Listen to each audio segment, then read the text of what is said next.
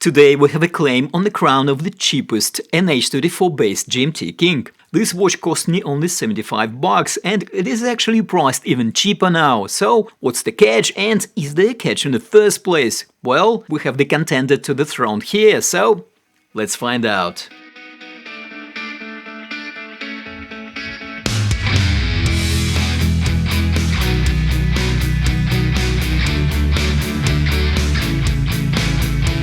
Hello and welcome to the channel. Yes, this watch currently priced at $73.65, and to the best of my knowledge, this is the cheapest NH34 based wristwatch for sale on AliExpress. However, it is not the only good news about this watch. But before we get to look at all the juicy details, specifications, materials and build quality, it is very important that you subscribe to the channel. It only takes a second. I'll wait.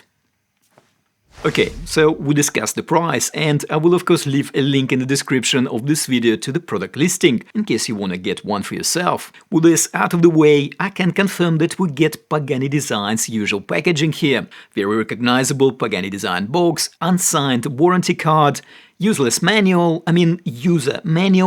a tag, a cute little screwdriver which does not fit anything on the watch or on the bracelet, well, the watch of course, and obligatory complimentary branded cloth. Well, just in case you think that being very cheap is the best feature of this timepiece, I can tell you already now that it's not the case. There are of course some corners that had to be cut to achieve such a competitive price, and rest assured, we will get to them too. Okay, a quick run through dimensions. We have 40.2mm bezel diameter, case height is 12.9mm, and we have 20mm lugs, and lug-to-lug distance is 48.1mm. We also have protruding end links, which gives us effective end-link-to-end link distance of exactly 15mm. And we have a Jubilee-style bracelet, which tapers down to just under 16mm at the clasp, so overall very manageable proportions.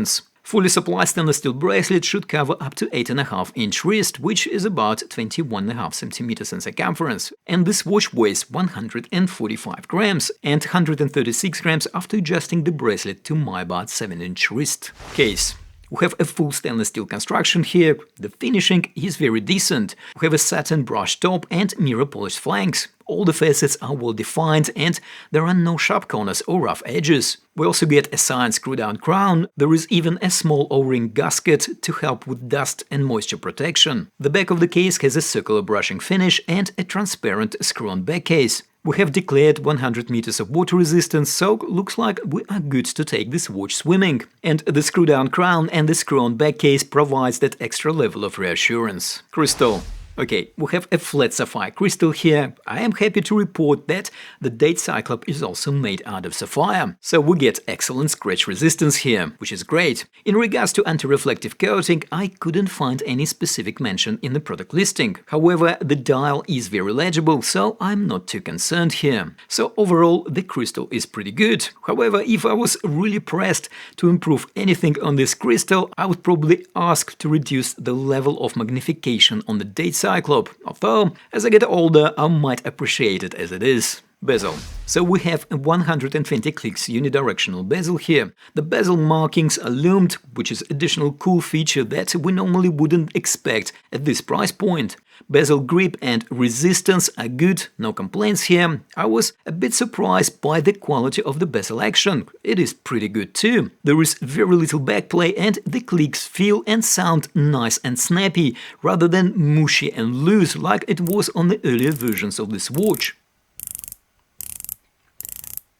And the alignment is pretty good too. Okay, so overall it is a good bezel, however, there are a couple of things that we need to note here. First, the bezel is somewhat higher than I would have expected it to be.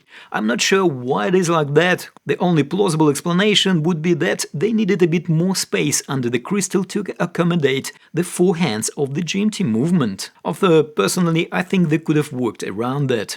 And another point, it looks like not all the bezels get ceramic inserts. All the colorways that contain red color, like Coke or Pepsi color combination that we have here, get an aluminium insert. I understand that the red ceramic inserts are more expensive to manufacture, but it would be good if we at least had an option, even at a higher price. Bracelet. So we have solid end links and solid links here. The end links do look inverted and give an impression of multiple parts being assembled together, but in reality we have a protruding solid end link only, as we can see looking from the back of the case. The end links are sculpted really well though. The integration with the case is very good, and the end links also curl down nicely to allow for a comfortable wrist fit. Now, the actual bracelet links, unlike the end links, do not just look like they are made from 5 individual parts, but actually are made from 5 separate pieces. The links are connected by screws, which in theory is a hallmark of a premium bracelet. However, in this case I would rather Pagani design resorted to pins, because the very tiny screws that they used here are delicate and will require a special tiny screwdriver, so I would advise to have one handy. The bracelet finishing is good, especially taking into account the price point. We have a satin brushed outer parts of the links and then mirror polished center and the sides of the links. We have signed milled clasp, which is done in a very familiar style. The clasp has surprisingly good tolerances, a definite step up in build quality compared to similar Pagani design clasps about a year or two ago. This clasp also features 4 macro adjustments and on-the-fly adjustment that will add about 5 mm to the bracelet length. The finishing of the clasp is similar to the rest of the bracelet, with center and outer facets mirror polished and the sides brushed. Dial. Okay, we have a very familiar design here and a clean dial execution. Piano black background, applied hour indices that are filled with lume, which we will look at in a moment. We have Pagani design logo under the 12 o'clock marker and 4 lines of text above 6 o'clock marker. We have a familiar Mercedes hour hand and a Lollipop second hand. So a very familiar layout. Of course, no points for originality here, but the execution is pretty good. Well, almost good. I am looking at that rehaut, and I will talk about it in more detail when we get to conclusion. So let's take a look at the lume. Of course, we have a lumed bezel, which actually lights up somewhat stronger than the rest of the dial. It all looks great initially, however, after about 5 minutes, lume starts fading. The good news is that it fades consistently across the dial, well, almost consistently. Apart from that minute hand, I think it could do with a bit more lume. Other than that, quite an acceptable lume performance at this price point. Definitely better than the previous versions of this watch.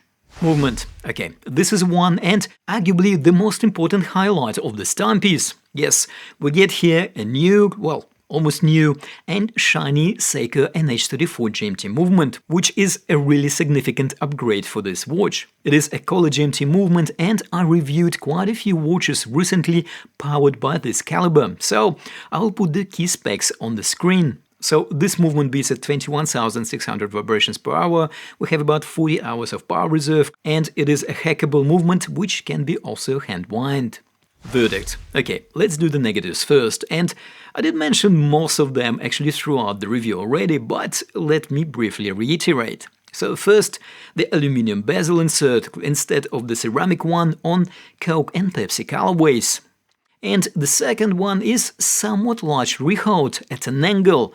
It is a bit baffling because the previous versions had quite a well executed rehaut. Here is the previous version of this watch for comparison. And what else? Well, that's about it. That is worth mentioning at this ridiculous price point. In my opinion, all of the above shortcomings are totally outweighed by the positives.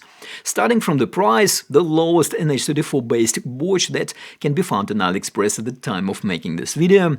Decent lume for a change, including lumed bezel, full sapphire crystal, and noticeable step up in build quality compared to the previous generations of this model. And yes, the movement. This movement is developed by Seiko and is based on a very reputable NH35 caliber, and it is definitely tips the scale for me recommending this watch from something like, yeah, it's a okay watch, but the movement is a bit of a high risk, to, yes, definitely recommend.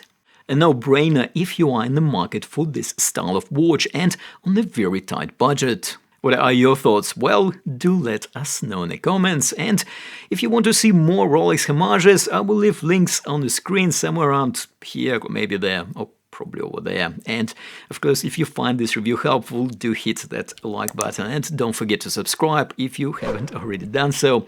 As always, thank you for watching, take care, and I will see you in the next video.